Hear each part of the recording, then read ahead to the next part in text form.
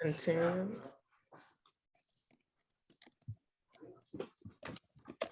Okay. So is everyone in? I mean, Raquel?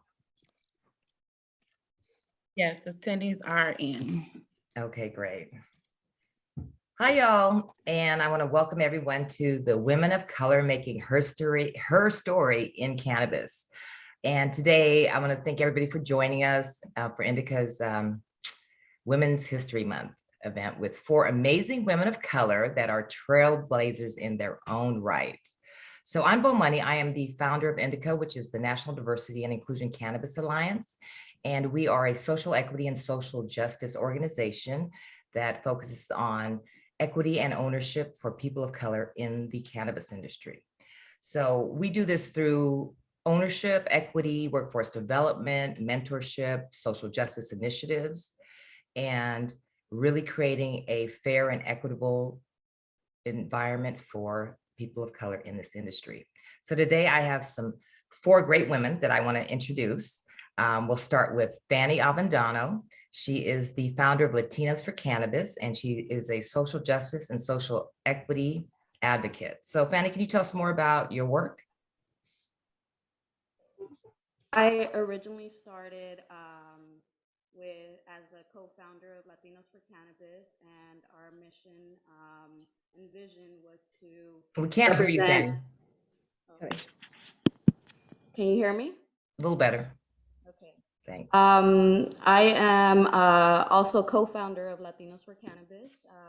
That's how I was introduced into the world of activism. We saw a great need for the underrepresentation of Latinos in the cannabis industry.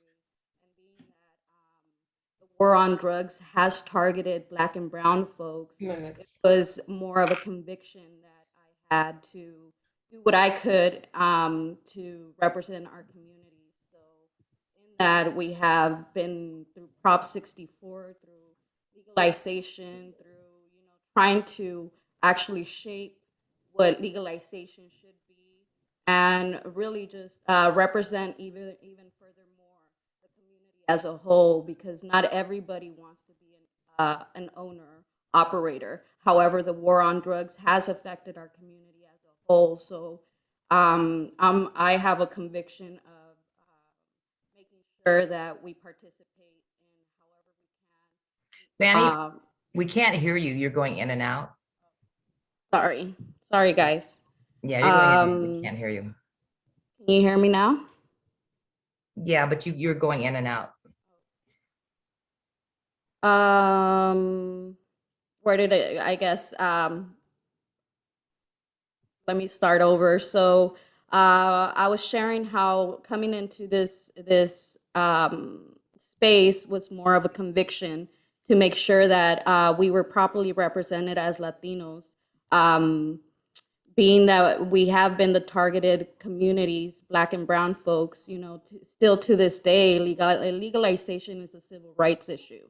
And that's have been my conviction, to make sure that we also participate in the legal market. And furthermore, the community that our community as a whole, because not everybody wants to be an owner operator. However, the war on drugs has had many implications for our communities, for our homes, broken homes. Legalization is a civil rights issue, and there's still a lot of people behind bars while people are getting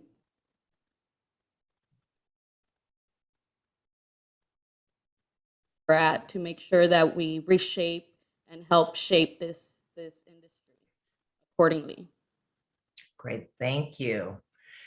And then now we have the awesome Kensey. She is a social justice, social equity advocate as well.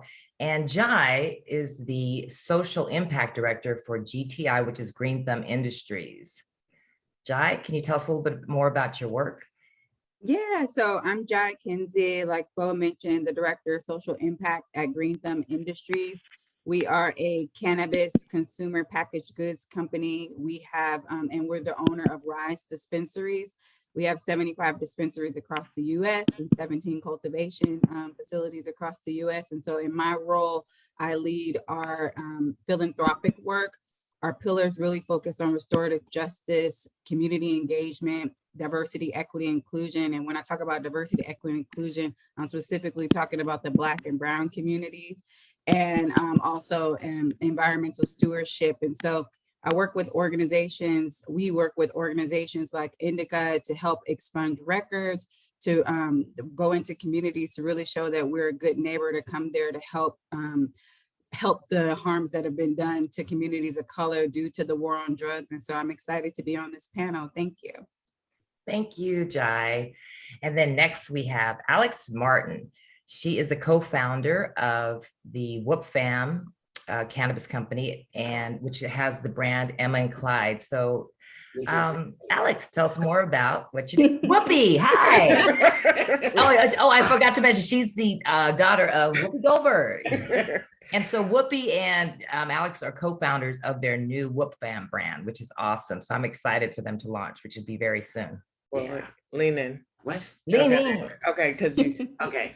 Well, it's me in and out. This all began because I grew up with horrible cramps. And there was nothing. The last thing that anybody had ever created really was the stuff in the 50s. And so every time I turn to someone and say, do you have anything that would work for women with cramps? They say, oh no, it's a niche market. So we decided that the niche market was half the planet, and that it was important that we make sure that women have an alternative, not only to the pain, but that when you're at work and your period comes on, you should be able to just take something, rub it on your back and keep it moving, because we lose so much money per month when women can't come in because of their cramps. So that's what all of that started from. And I had a partner, and sometimes, as you know, things don't work out the way you want them to. And then I thought, well, I have to stay in this because people know that I believe very heavily in the idea that you should not have to suffer.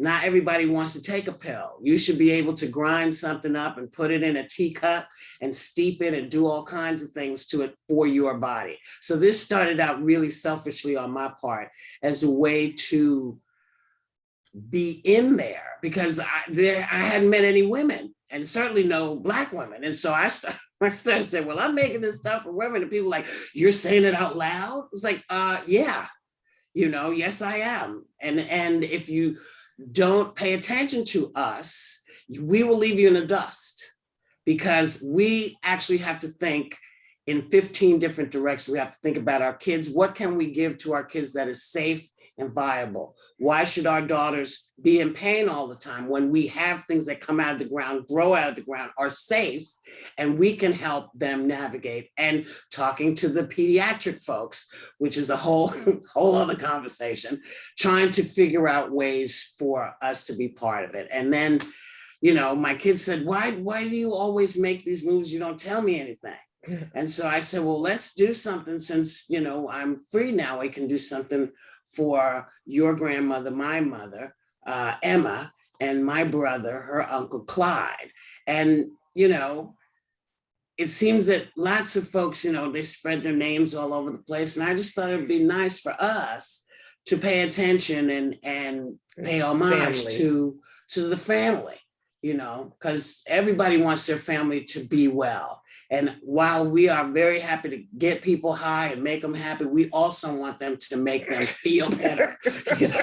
We want them to be able to do both. So we're all about growing the flower, but we're also making a lube. That's how we roll.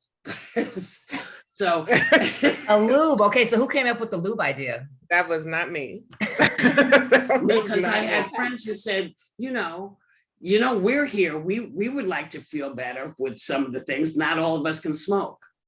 So say, okay. And they made some suggestions, and everybody seemed to be excited about the lube. So we made the lube. And the point being that we just felt that as a family, because there were 4 women and 2 men, or 5 women and 2 men, I forget.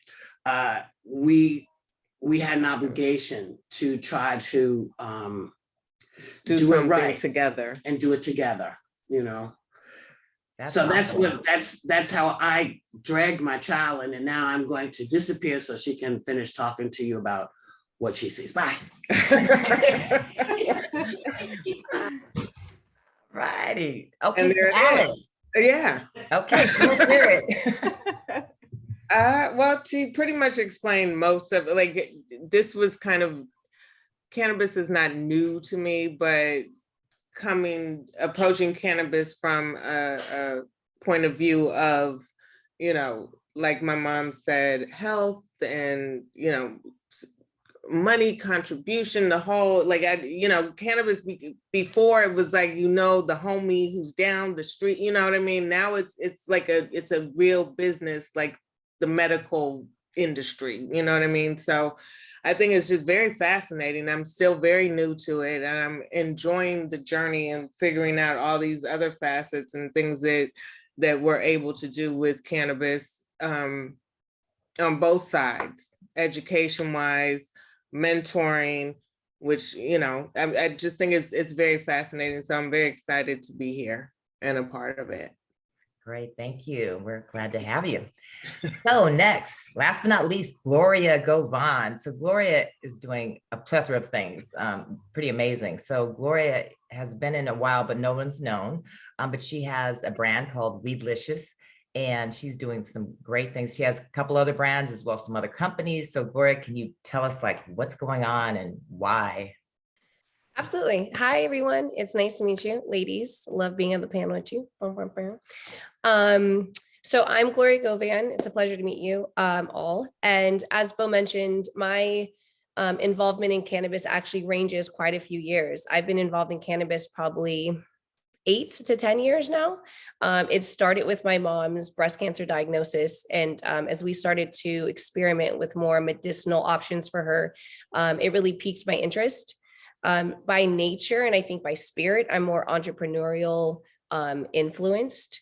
So when I started to talking to a lot of the bud tenders in the stores and just beyond, I started talking to them about margins and numbers. And then my brain started going crazy. And I was like, ooh, there's a lot I could do here. So I dove in. I bought a manufacturing license in Oakland about 8 years ago, recently sold it, but since have actually partnered with some amazing people, and including Scott Lambert, who is partners with Alex and Whoopi. And we started just creating and diving into what we feel like is a very big void in the industry, and that's for women. A lot of us women, and don't get me wrong, men, that there's this kind of interesting journey or process for them to purchase things, especially without real education on a lot of products. So we found that a lot of people are buying a lot of snake oil or things that just weren't necessarily for them, but it said what they felt like it needed to say on the packaging. So they were like, okay. So a lot of them are wasting their time. So in the meantime, we've developed Weedlicious, which is more of a millennial brand, very colorful, a lot of psychedelic aspects to it. Black Halo, which is a very elevated brand for women specifically. And we've created a management company, which I'm really excited about as well. It's called Clutch LA Management. And what we do is we take a lot of, we're taking a lot of brands and educating them and expanding them into the market space, and identifying some shelf space for them as well, with the saturation in brands and the, lesser side of the retail space. There's a lot of combative, like everyone's fighting for the same amount of shelf space. So what we're trying to do is find an initiative that allows everyone to be on and in these retail stores at the same time, as well as creating a delivery drive for them to be recognized as well beyond their own local reach. So my involvement, although again, has been very minimal socially, I'm starting to do a lot more to let people know that we're in this space, because one thing beyond anything else I'm excited about is more of the education of the plant and the miracles behind it. So I know that's just the tip of the iceberg, but I'll dive into a little more detail later. Great. No, that's amazing. You guys are all doing great work, and I'm just so excited to have you on this panel today. So question. So Why is it important for women of color to be represented in this industry? And do you think there's a systemic bias around women and women of color in the cannabis industry? I'll start with Jai. Yeah, no, I think it's, I mean, just from my perspective, I'm not on the product side in terms of, but I'm on the corporate side. And so just being able, one of the things I thought about when thinking about why is it important for women of color to be in this industry is just to be able to see, when someone said in a conference just last weekend, you have to see it to believe it. And I feel like in our community, it is so important for women of color to be able to see women in senior leadership positions, to see women in positions that aren't typical for Black women. We have this amazing, her name is Kara. She is a Black scientist at our cultivation center that we have in Oglesby, Illinois. And every day this woman drives an hour and 45 minutes to work outside of the city of Chicago, just so she can be one of the only Black female scientists at that facility.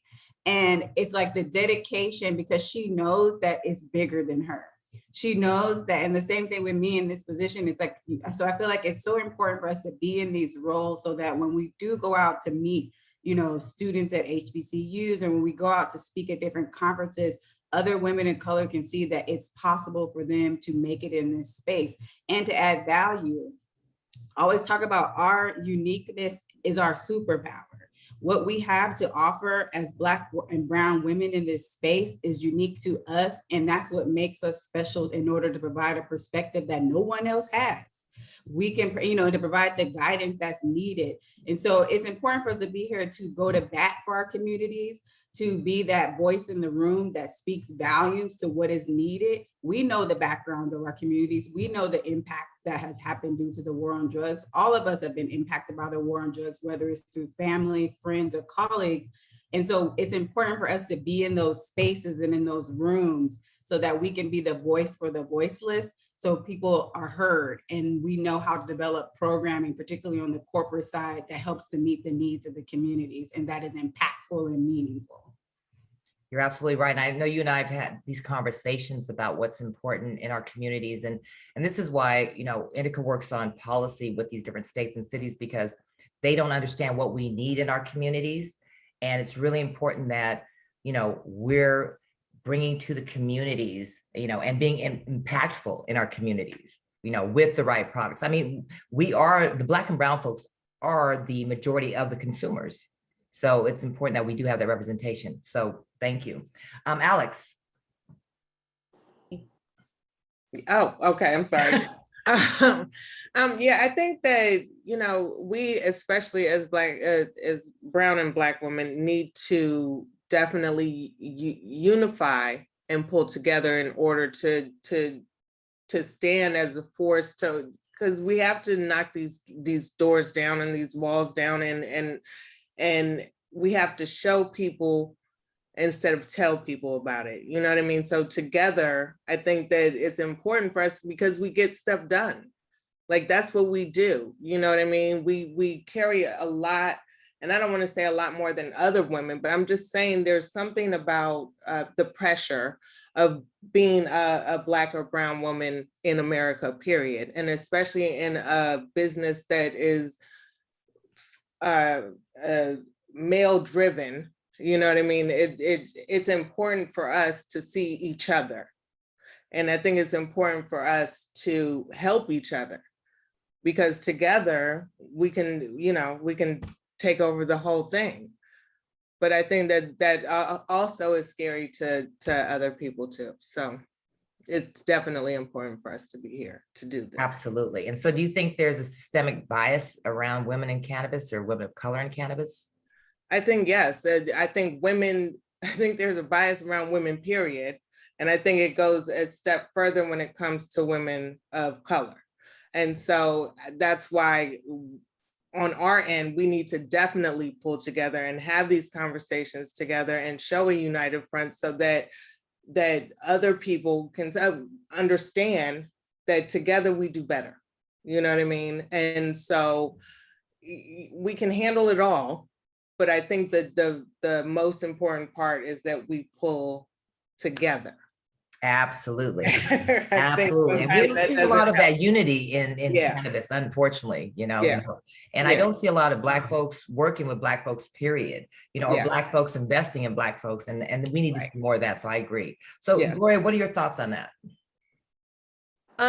You know, first of all, to like clearly to say ditto, right? To like what Jai and Alex had mentioned, by all means, I think it's important beyond cannabis to really have a representation, you know, for even when it boils down to like just, you know, kids and minors that are suffering from epilepsy or seizures, you know, you start getting into those type of, you know, I wouldn't say, that age group in that bracket. But I think to go into any store and recognize or see or know that this product was made with you as an intention for you, you know what I mean? As a woman of color, as any person of color, we made that with you in mind, right? With our history, with our traditions, with our culture, with, you know, with all of those, with those just miracles just invested, you know. So I think that's important too. And that's something that we want to continue to provide is, you know, a trustworthy product, you know, knowing that, okay, if I see Emma and Clyde, if I see Black Halo, if I see, you know, Indica on this, like they're legit, right? I don't even necessarily have to question it. And then start creating that sense of like loyalty and trust. And as we continue to educate people, you know, I just helping them understand, you know, what those brands can provide. But it's huge. I mean, I don't see women in our industry. I think there's probably a dozen of us. And then of those dozen, I think a third of that are women of color, especially forward facing. You know, there's a lot of women, I think, in the backgrounds of things that are being provided, but not forward facing, you know, not the brand representation. So that I think needs to change. Correct. I agree as well. So Fanny, are you there? Yeah, I'm here. Can you hear me? Yeah, we Yeah. can. Yeah.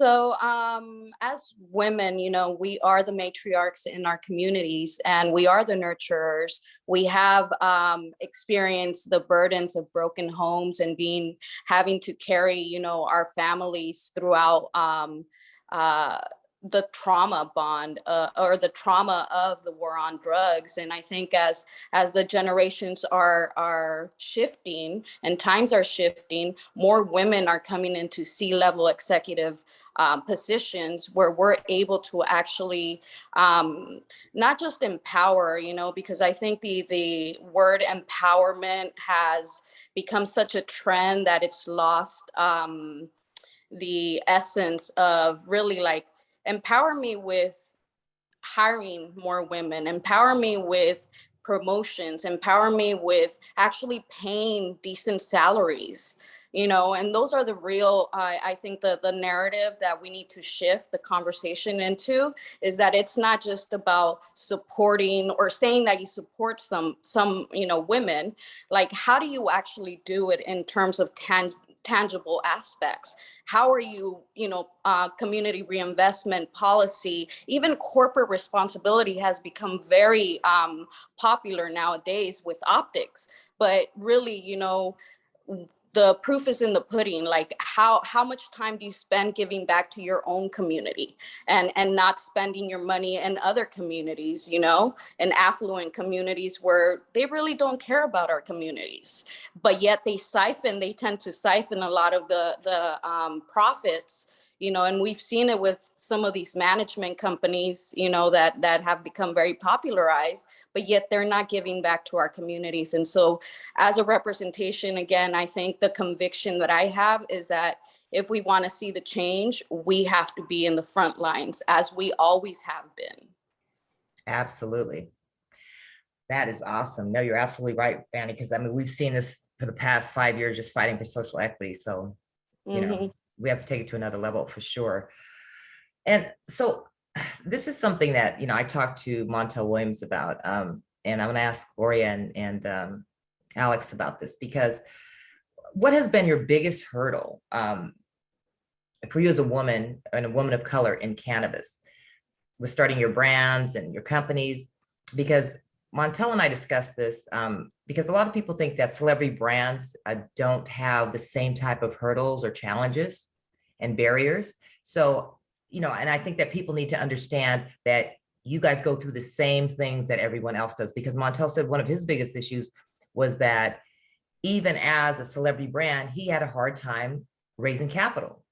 And most people think that, oh my God, it's so simple for him because he's a celebrity that he would be able to raise capital or doors would be open. And that wasn't necessarily the case with him. So I'd like to hear from you and what your thoughts on that is and what your experience has been.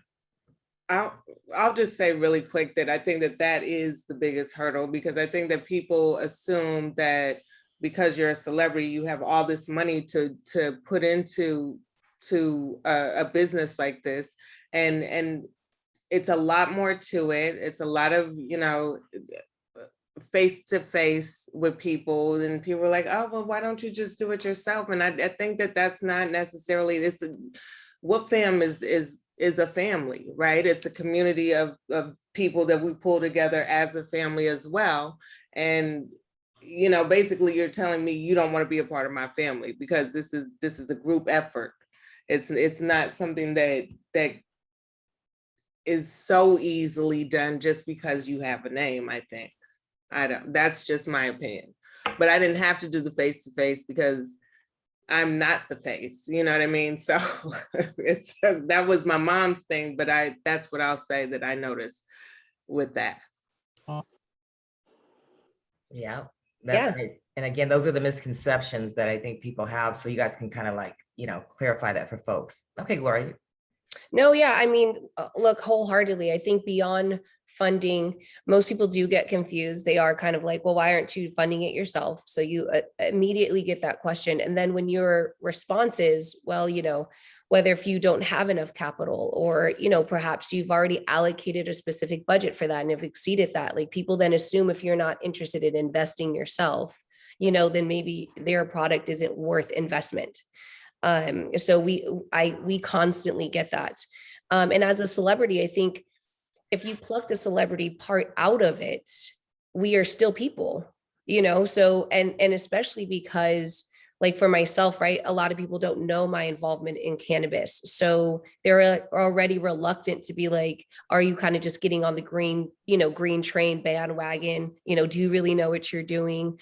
And so we have to walk into meetings, we have to walk into things and really roll out our resume, you know, kind of explain why we're here, what we believe in, what we're trying to accomplish and do.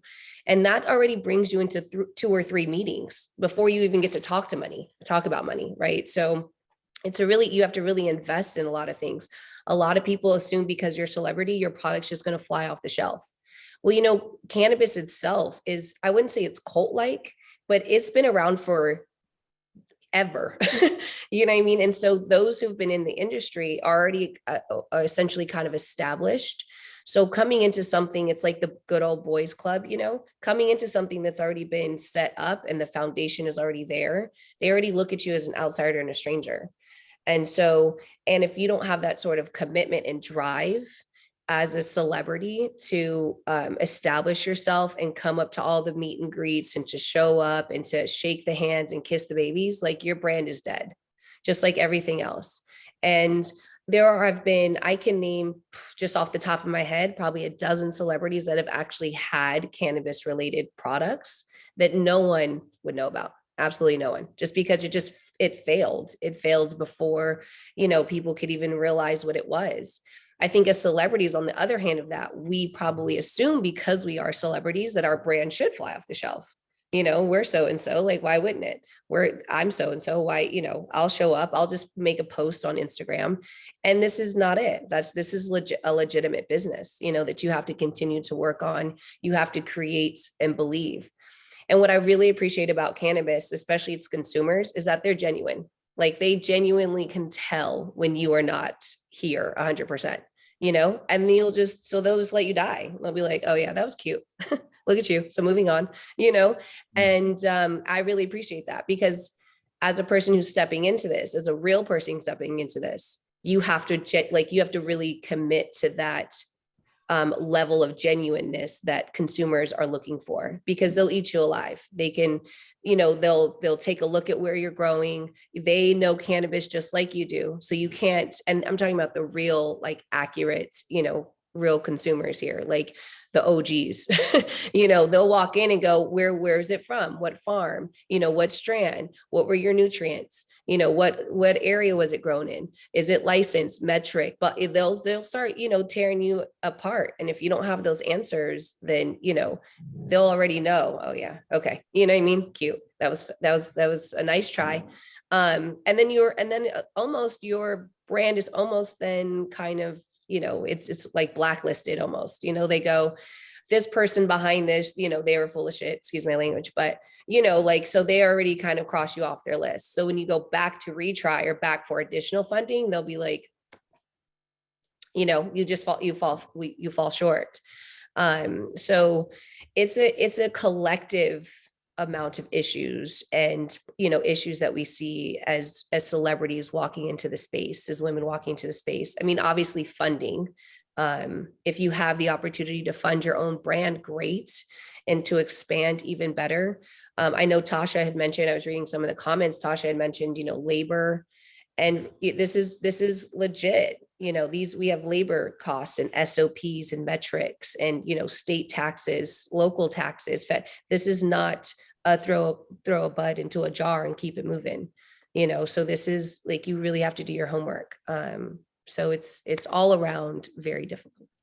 Oh yeah, absolutely. The legal market is very, very, yeah, it's crazy. We're overregulated, and just working around the whole metric system has been very difficult for folks. You know what I mean? That in itself, and this is where we need to have more of that education provided. And this is where we need the funding to provide those resources as well, because these are the challenges that most social equity folks have been confronted with, was the lack of the education around compliance, the technical assistance just to get through the application process, just things like that. Of course, access to funding is always a big issue. And we need to make sure that we're creating those resources for folks. And back to what you were saying, Gloria, about, I think, being genuine and authentic. True cannabis users, especially California, because, we've been legal for 27 years medicinally. So we're snobs when it comes to cannabis. But perfect example is Jay-Z's brand.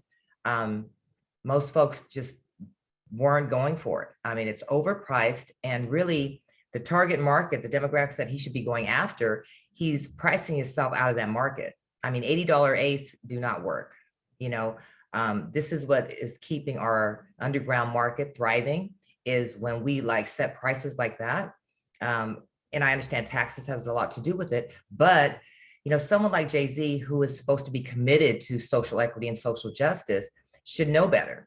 And not only that, but he has garbage weed. I'm just saying, it's just not what folks are going for. And, of course, he just took himself out of the market, because most of my dispensary owner friends or retail owners have taken his brand off the shelves, which is sad, because again, we want to support our Black and brown folks, but you just can't come in the market, like Gloria said, and not be authentic. You just can't say, I'm a celebrity, so here we go. So, we encourage folks that want to go into the market to, understand that, who you're targeting, and make sure that your brand is going to fit, I would say, that market, and be authentic. That's all. So. Yeah, and if Hey, I can, Scott's here, the man of the hour. if I can add Go ahead. something. Yeah, go ahead, Fanny. I think also what people tend to overlook is that cannabis is very specific in itself as a culture, from the cultivation aspect to the curation to even strains, and finding those race strains, so a lot of people think that just because it's not just the lack of acumen, but a lack of culture. And so these big companies come in with CFOs and a whole great team, but yet they don't understand the product. They don't understand the culture. They don't understand, the community itself. So they run across those issues too. So funding, although it's one of the biggest issues, it's also understanding the community, the product itself, to know what's going to move. I mean, just even here in California, Southern California is so much different than Northern California and what people are actually looking for. So your products in Southern California are not going to have the same selling effect as products in Northern California and vice versa. And that goes for across the nation. And so being able to find those master growers, the people that actually have years behind this, I think is also key. No, absolutely. You know, I was in Jamaica at the Canex conference a few years back, and that's when the Canadians were coming in really strong.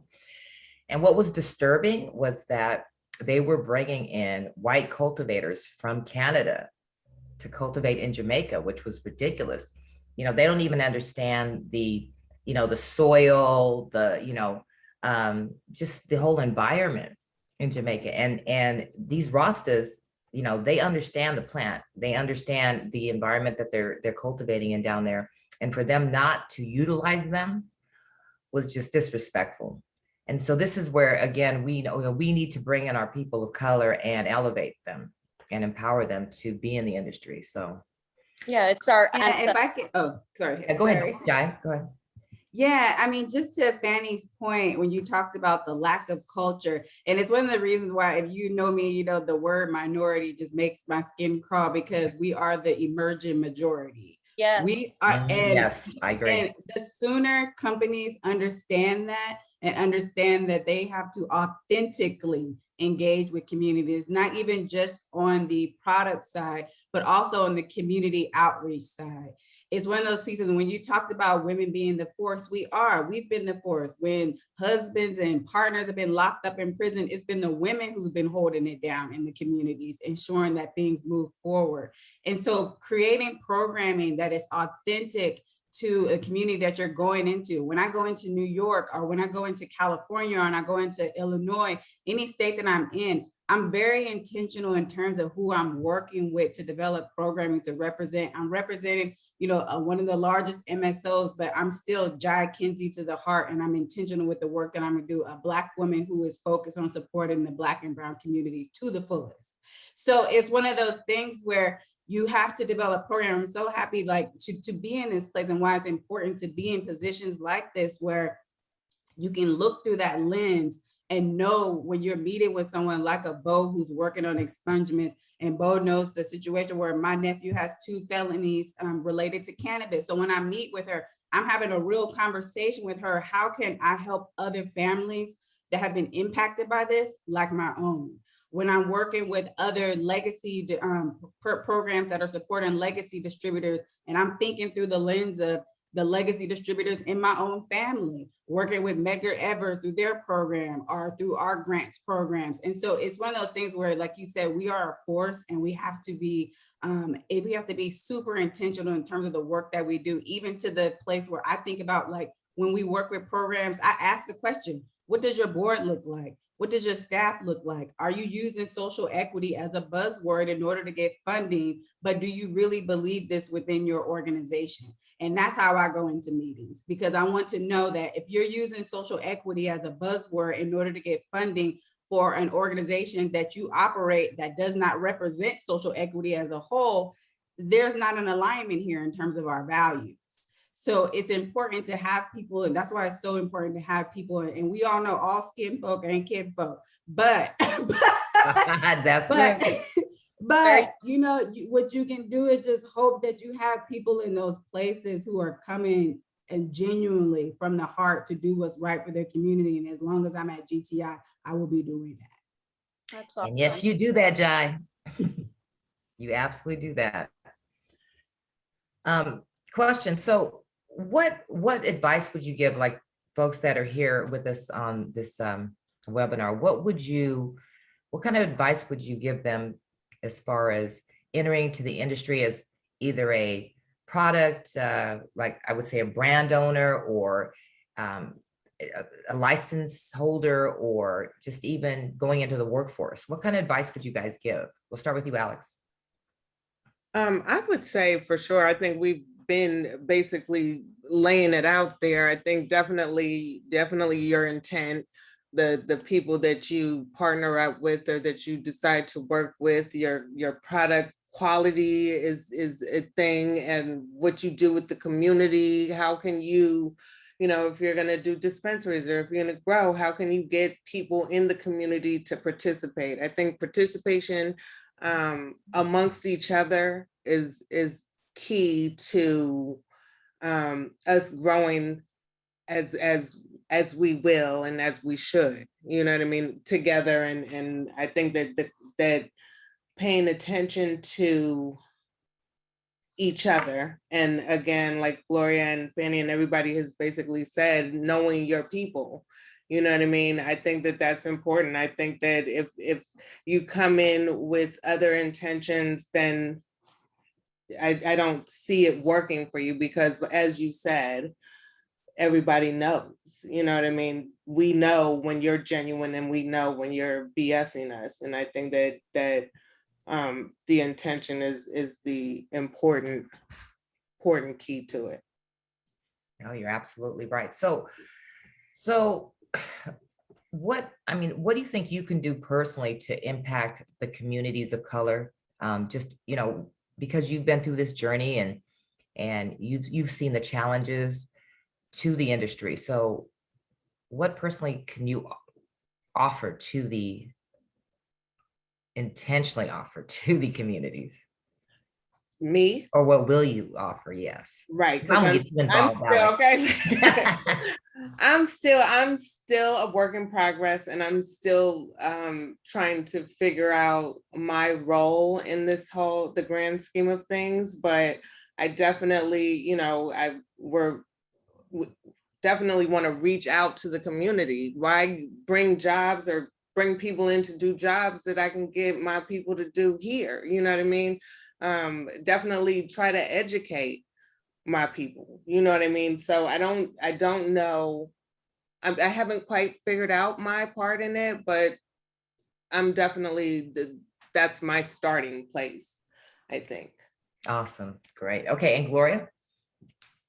I had talked a little bit about this before, and really trying to create, I think, not necessarily like a platform, but I think utilizing my platform to let more people know that I can start with myself, right? Like I can let more people know that I am, in this industry. I've been in this industry for a while. I by no means am saying that I'm the guru of all. My education in cannabis is on a daily basis. But I would love to make myself available for those who are interested in just general questions. I can't promise I'll know all the answers, and I certainly can't say that, I'll get you all the funding that you need, because if I can borrow $1, let me tell you, I'll be the first ones to be like, put it right here. But, I could certainly help, I think, influence, and I can, guide a lot of the questions that some people ask and are confused about. And that just goes as far as, understanding the different strains, and, how to do a little bit more research on some of your diagnosis, and, what would then attack that, and why I think it would be best. I know a lot of the questions were about getting into the industry. And I wouldn't say that a lot of people think that it's too late, or will mention that it being too late. But honestly, I mean, we're not, by no means. If you look at it as kind of like I'm a sports girl. If you go, this is like our first quarter, right? Or maybe like halftime, like you still have some time to get into the game. You know what I mean? And I want to encourage more women to do so. It's very difficult though. I don't want to misconstrue, the level of work that, needs to be involved, and your level of passion that needs to follow that work. Because I think that follows right behind it. And then that speaks to your genuine authentication to your brand that you're bringing to the industry. And it doesn't necessarily have to be forward facing. There are a ton of jobs, administrative, deliveries, productions, design, branding, marketing. I mean, it goes on. This is a real business, that requires the 360 that any like Fortune 500 does, right? The staffing, the directors, and all those are positions that you can get into as well and be just as influential in the space as being like a forward facing brand. So I don't want to, I want to put that out there as well. It doesn't necessarily have to be that you are creating or building a product, but helping structure a product and build build something that's already out there and guide other companies or other brands as well. And that doesn't take away from your from your worth, right? Just because you're not forward facing. I mean, Jai's work, not forward facing, we need her. Fanny's work, not we need all of these women on this panel and beyond. I need help. I need the support, and I would prefer to work with women because I feel like, we all essentially kind of have those same wheels and the same, intentions, because we are that powerhouse. And especially if we can stand on each other's shoulders, we can get to the empire state building and beyond, but we just have to be willing to do that. And not have this like crabs in a bucket mentality. So, certainly working together. And I'll start that off as myself, letting more people know that I'm available. Awesome. No, that's great. And, Lisa just asked a question. I think it goes back to what you were saying. She's asking for suggestions. She said, what suggestions do you have for those of us looking for admin or mentee positions within women-owned companies, I guess? Yeah. So, and I think, Gloria, you and I talked about that on our last panel as far as being mentors for folks. And I think that more of us can be that. And that's why one thing I do is I answer all my emails, all my messages. I take phone calls because it's important to mentor folks. And sometimes I think, well, God, that question is so simple, but to a lot of folks that haven't been in the industry, it's not. It's like the simple questions to me are like barriers to other people. So that's why I'm very mindful about, really acknowledging folks when they reach out, because I remember when I first started in the industry, everything was very new and everything was very complicated, so I think that it's important for us as women in the industry that are a few steps ahead to assist women that may not know. Yeah. And I would say too, beyond that, I know cannabis positions aren't necessarily like mainstreamed, so you may not find a lot of them on Indeed or any of the search engines like specific to job positions. So if you're really interested in going in, I would Google, your local dispensaries or manufacturers, or, that information is public, like license holders are public, and reach out to them, email them and say like, hey, are you looking to hire in the, administrative like position? And if so, this is my resume. Go into your dispensaries and say, look, I may or may not have experience, but I'm super interested, blah, blah, blah. Here's my resume. If you want to like get into it, I would certainly say in the industry, because it's not, there's no like specific to your area, job search, that you do have to be more like boots on the ground, and a little bit more like grassroots into like actually looking for a position if that's like genuinely the case. Yeah, absolutely. And also just so you know that we're hiring. So NDICA is looking for some folks, and I'm always mentoring, and we do have mentoring programs. And Jai can speak a little bit to this because she's always hitting me up with positions in her company and real corporate positions too, because what Jai and I have been always working on is initiatives to promote Black and Brown, corporate employment here. So Jai, maybe you can speak to that as well. Yeah, and I saw someone post about our academy in the comments, and we definitely support our academy. I love the folks over there and the work that they're doing to help brand founders. So shout out to our academy. So I am big on, and like Bo said, I shoot her job postings all the time because in director and above positions, because we need to have women of color in those spaces. And I love what you said, Gloria, about how like, this is just the beginning. Like, so I heard someone say, we're on lap 3 of 1,000 in the cannabis industry. So don't feel intimidated to transfer your skills. I didn't come from, I've been in the legacy market most of my entire life, but the legal space, not as long, but this is a space that I know, just from being in it out in the legacy market. But you have plenty of skills, whether you work in marketing, like Gloria said, whether you want to do plumbing, electrical, construction, there are so many opportunities. And I feel like a lot of times people get lost in the state license conversation. And what I don't want my folks to miss out on that ocean of opportunities in the ancillary space where you can have merch. Right now, I'm literally looking for lists of merchandise and accessories from Black and Brown founders so that I can help to insert those into GTI dispensaries where there aren't any Black and Brown founders. I said, well, we can't find any Black and Brown founders. Somebody is out there making accessories and merch, and we need to get them in the dispensaries. So, it's like there are ways that you can get up to, ways that you can get into this business that aren't flower touching. The work that I do in social impact, this is something that's just personal for me, but I just participated in a panel for Black History Month where there were 3 incredible Black men who were business owners, one a medical app, logistics, and one had a lifestyle brand. And the fact, the main theme between it, and I saw someone in the comments say passion. What are you passionate about? Because this, for me, this work, I could do this, I would do this for free.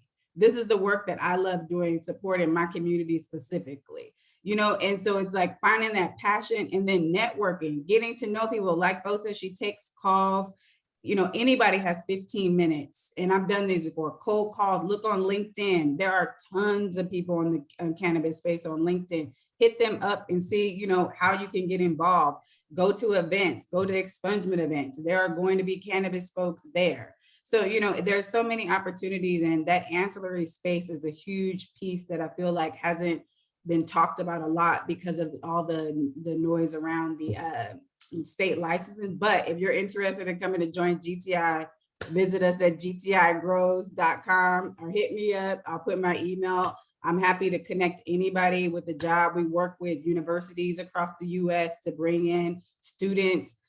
So yeah, I'm starting an internship program on my team. So hopefully, that will continue because I really want to get communities of color to come onto the social impact team to show the side of a multi-state operator that is giving back to the community, is providing education. We provide a licensed education program to ensure social equity applicants know, like, what is a license? What type of licenses are there? How do you qualify for a social equity applicant? What are the other opportunities? So being able to be a part of that movement, and that's something I'm really excited about. So I'll provide my email if you guys need help in providing, looking for opportunity on the corporate side.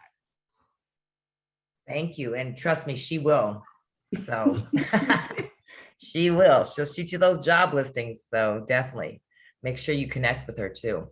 So what kind of opportunities would you like to see for women in the cannabis industry?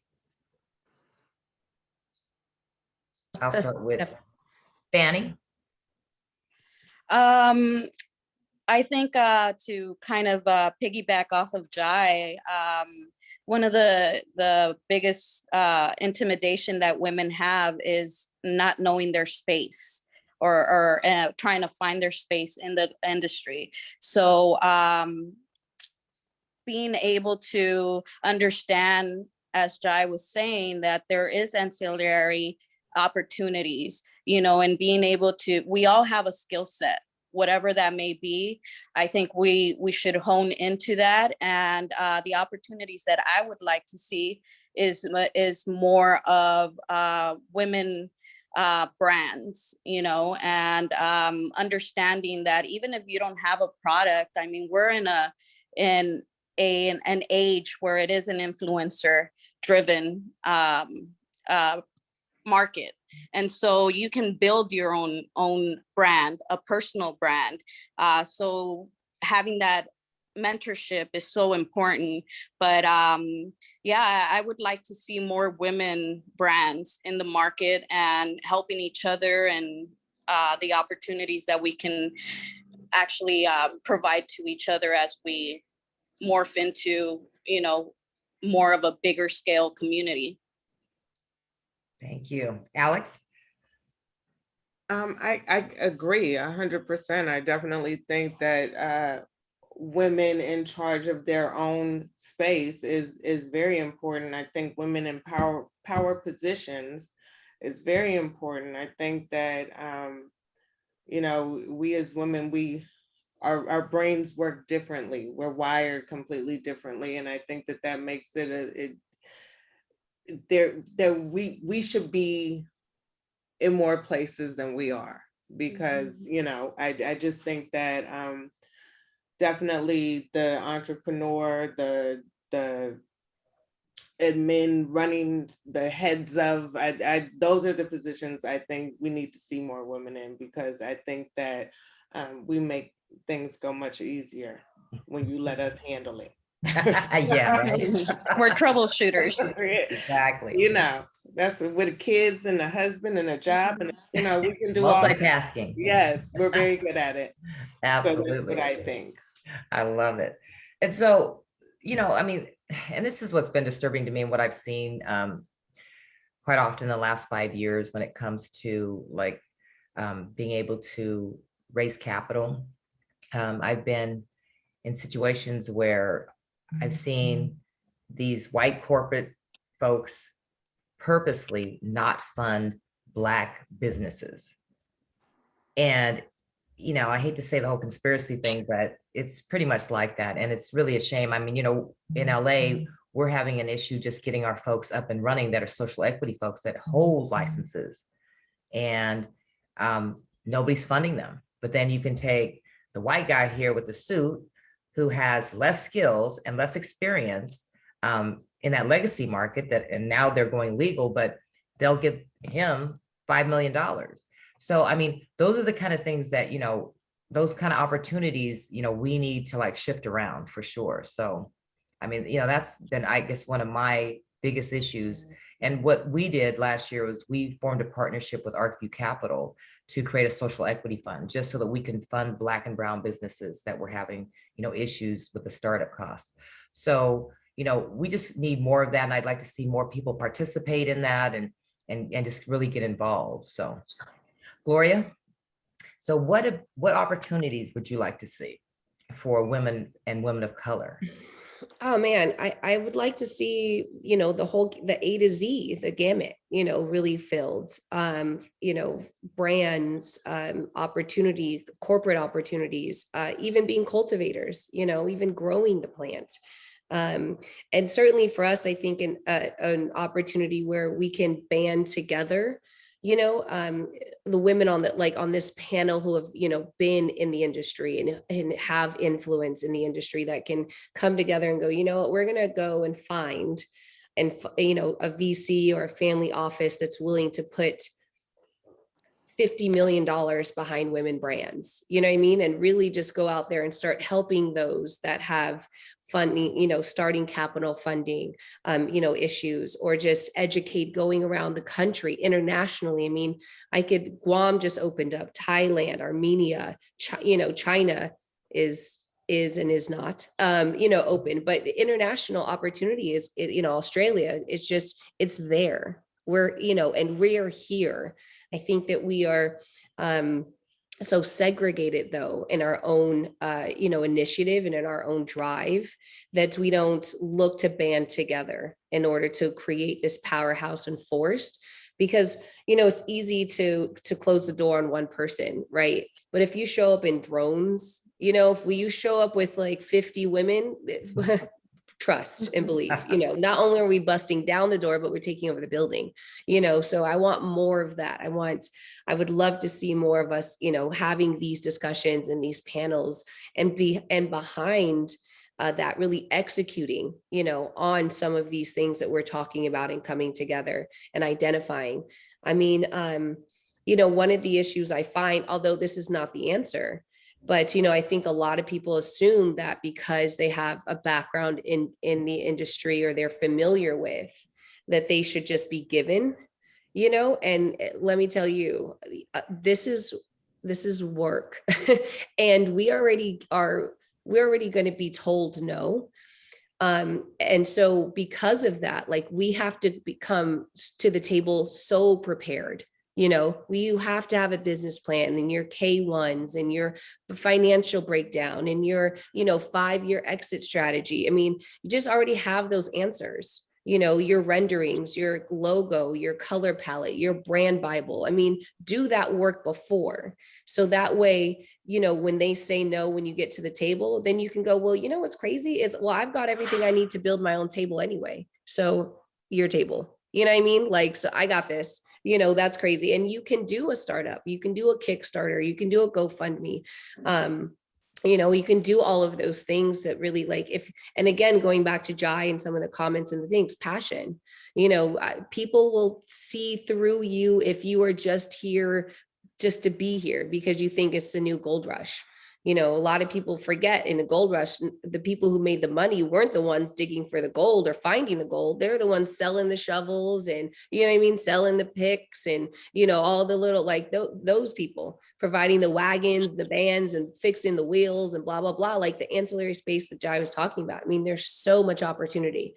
But again, if you aren't coming correct, like we like to say, then, just forget about it because we already have so much against us, 1, our color, 2, our gender, and just 3, the industry in general. Because I've gone to a ton of events and spaces. 98% of the people I see are white men and white men in suits. So, they already kind of, and what's interesting is they're looking for us, you know what I mean? But you got to certainly check the boxes and be ready, so if you are approached, you got to be able to to answer those questions and, be educated in what it is that you're talking about, which I've found. Again, not the answer. It certainly doesn't mean that you're going to, make the mark, but, we already get that we're aggressive, they don't know, we're not educated. Oh, we're in here because, we get all the stigmas, their families were, they're the families got locked up, we get all of those whispers, right? So let's, let's not be that, let's come together. We're banding together. This type of empowerment and the women that we're here right now and everybody in our comment list and everybody watching, if we've formed one industry, one conglomerate, I mean, we would kill the game, kill it and take over, And, that's what we're looking to do. I love it. No, I agree because again, our communities have been so negatively impacted by the war on drugs, and we need those reparations. And I know they don't like to call social equity reparations, but really that's what we need. We need to make sure that our Black and brown folks are getting licensed. They do have ownership. They do have equity. They're creating brands. They do have access to funding. I mean, all this is a lot of work, but it can be done. Because I look at how we've moved so far in the last 6 years when we first started our whole social equity initiative. I can tell you when I first started in 2015, they did not have one diversity panel at any of these major conferences. And we had to fight just to get a diversity panel going. And thank God to Montel and Marvin Washington too, that really supported our movement, but there was no such thing as social equity back then. So we've come a long way very fast. So I know it can be done. And, with women like yourselves that are powerful, that are impactful, that really care about the communities, it can be done. And, same thing with everybody that's, that's watching this webinar. It's just really important for you to get involved, and you can get involved, because every little thing helps. And people don't realize that, they say, well, I'm not that significant. Well, you really are. So it's important that you do get involved, and you can get involved in many ways. Join organizations like Jai said, go to networking events, go meet folks and understand the needs in your community, and you'll be surprised on who will actually get involved with you. So, and we're here to help. So for sure. So is there any questions? I know there's a lot of questions, but let's take a couple questions and let's see if we can give some help here. I don't even know how to do that. I'm so horrible at tech stuff. There's a little, oh, you got it. Sorry, Fanny. I was just gonna, while she's looking for the questions, I would like to add how important it is to get involved in policy, especially as states are opening up. It's a lot easier and effective to build a policy from scratch than try to change it afterwards. A lot of people don't like politics, which I agree. However, what that policy is going to determine how your business is going to look like, how your community is going to look like, what impacts we're going to have on a social basis. And so I would like to encourage everybody to get involved in their local municipalities for policy building or policy changing. Yeah, Fanny is really correct, because that was a big part of us implementing social equity, and also with our social justice initiatives. I mean, just, having automatic expungement, in the states that have legalized cannabis. I mean, that's been a huge move, because states like Pennsylvania never really had expungement. Arizona never had expungement. So it's real important. And as far as like social equity, policy is really, really key, because, and see, my big thing is that you can't allow politicians to write policy around social equity that really serves Black and brown folks. It just doesn't work. They don't understand our communities. They don't understand what it should look like. So then we end up with failed policy. And this is the problem that we've had the last 5 years, is that none of our social equity programs have worked, because they never created any type of resources around, the programs. And that's a big problem. You can't expect Black and brown folks to be successful when they don't have any support, any resources, and no money. And a lot of backdoor deals tend to happen that way too, when we're not involved, because they just seem to think that they can write policy however it's going to benefit their agenda. And I mean, we've seen it in LA so many times, so many trips to City Hall, and while we were there, I mean, there were many times where they were trying to pass memorandums at midnight, when nobody would all the time. find out, and only to find out to our next meeting that there was something that passed. And so there we go, trying to fight it again. So it's a very something that you have to be committed to see it through. Because even now, although we have policy already implemented in LA, it's failed policy. And we've seen it because nothing has been implemented. And just to that point too, just a bow, when you talk about having people at the table who understand our communities. I think a lot of times people just focus on the war on drugs and connect it to incarceration, without linking it to the domino effect that it's had in Black and brown communities. It's connected to poverty, connected to lack of housing, connected to lack of employment.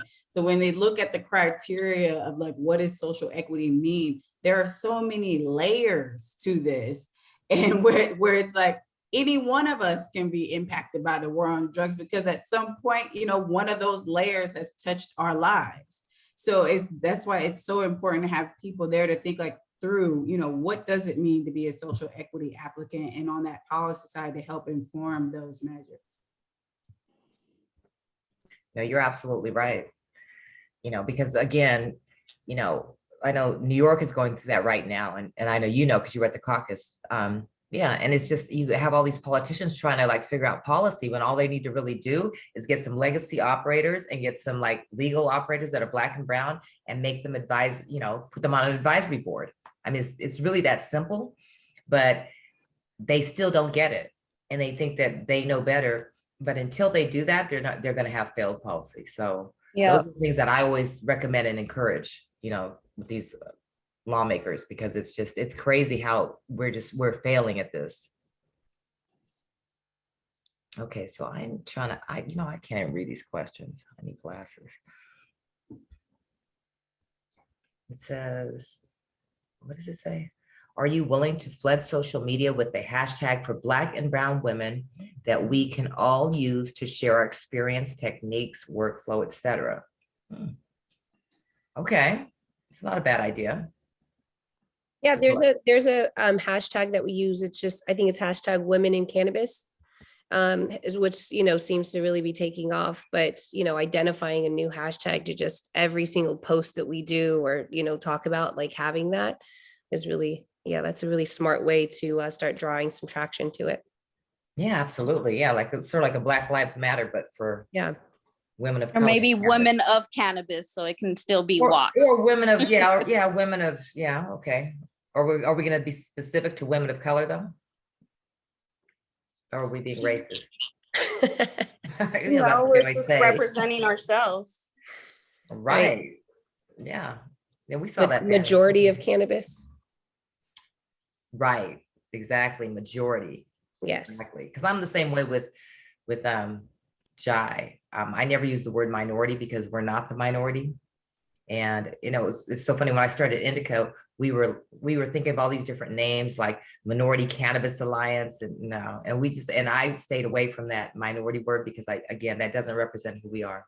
Look at the census. The census came out. We are the emerging majority, and we're undercounted. So Yes. Black and brown people were undercounted according to NPR. So, you know, we are the emerging majority, and it has this negative connotation. There is nothing minor about not one person in this panel and not one of you all listening. So understand that you are the emerging majority and that your buying power and your voice has weight. So the sooner we understand, the better. Absolutely. So let's just check.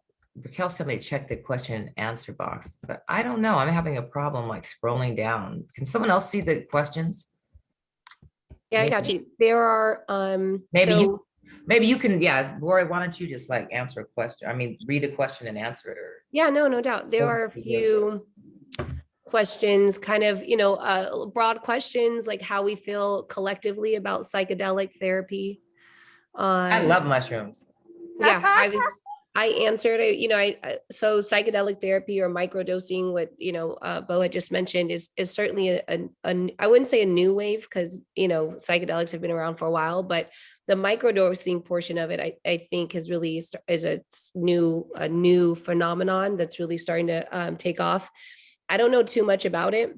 I've heard years ago of like, you know, chocolates, microdosing chocolate and edibles and things like that, you know, being developed and created. But if you have an opportunity to educate yourself in it or get involved in it, it's certainly like laws are being passed for it. You know, schools and a lot of, I guess, medicinal places are starting to look into it as an alternative as well. So it's coming for sure. Yeah, Absolutely. anything holistic, I think especially with our, it's our ancestral background too, to be able to take care of the land and know the plants, and plants are medicine. So anything holistic, I think is definitely great. Absolutely. And Fanny, someone asked a question. I think Claudia, she's asked if you can mix cannabis and mushrooms. Yeah, it's holistic. Of course, you want to be, you know, mushrooms are kind of very similar to cannabis because they are biodegradable. Everybody takes it different. So the best way to start off would be microdosing so that you can learn your body, you can learn the effects that it takes in your body, and don't overdo it, because I think that's the worst thing, especially, you know, with cannabis as well. For new users, you're not going to give them a whole, you know, eighth of weed or whatever, you know, to have a bad experience. I think starting off small and incremental will always be your best bet to really learn your body and learn what works for you. Awesome. So I know we're running a little over as well. Yeah, just this one, just because it's based on social equity, I think it's pretty good. It says, I'm based in California, but needless to say, I have a few brands circulating. What advice would you give there's a large stigma with being labeled as social equity or legacy, etc. What advice do you have for brands who are social equity or legacy when meeting with buyers or executives and not get set back by the stigma? Okay, what kind of stigma? I think like if you have a brand that's legacy and you're not necessarily like licensed, or if you're so they're not licensed. You're maybe not licensed. I'm assuming because, you know, with the legacy being like black market, like how do you take your brand and then bring it into a retail space? Right, because where I'm confused is because if someone's social equity, to me, that's somebody that's already been through the process of going for a license. That's why I'm asking. Do you feel like there's a stigma of being a social equity, you know, applicant? Like, do people kind of look at you as a lesser than a main brand? Well, I think what the issue is now for social equity folks which wasn't so much a few years ago because social equity folks were like in high demand from investors. But what's going on now is because of all the problems with the social equity programs and the delays of licensing, investors have been kind of jaded. And so right now, it's really hard to find investors that will invest in social equity folks, especially with the guidelines around social equity, as far as like the 49, 51%. That's a big issue. And so social equity folks aren't in demand as much as they used to be unless they hold certain licenses. Like if you hold a retail as a social equity, yeah, folks may look at you. But holding cultivation now as social equity, big problem. Because basically those licenses have been devalued because there's so many issued, especially in LA, and they just don't hold any value anymore because of the fact that their investment that it requires is quite a bit, and you can buy them now for like, you know, $250,000. So it's changed quite a bit. So yeah, so there is an issue. And even if you look at like real estate, so when social equity folks go look for real estate, the landlords will charge them much more than they would someone that was just a general license holder. And that's a problem as well, because with social equity folks, because they're supposed to be low income, why would you want to charge them 3 times more than you're charging a general license holder? So yeah, there are issues around it for sure. And there is a stigma. So what I'm saying is that if you are a social equity brand owner, or if you're looking to get licensed, you should definitely look for your own funding. That's going to be important. The more you control, the better. And then also look for definitely some mentorship. If you need help, definitely reach out to us because we can help you through the licensing process.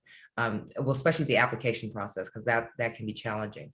So definitely reach out, and then we can kind of guide you as far as brand creation and all that as well. So I hope that answers your question. If it doesn't, just email me or text me.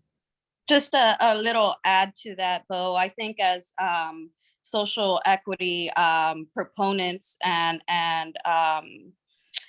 supporters, we need to take pride in this program. We need to take pride in breaking the stereotypes, and like Gloria said earlier, you know, come with your A game so that you can break that stereotype and misconception that just because you're a social equity applicant, you don't have funding nor the business acumen. And that is not always the case.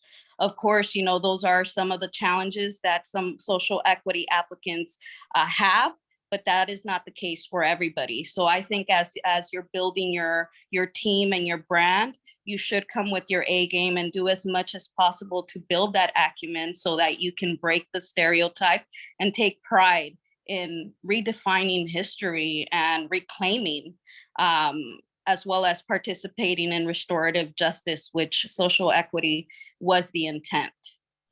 Well, I think that's where like incubation comes in.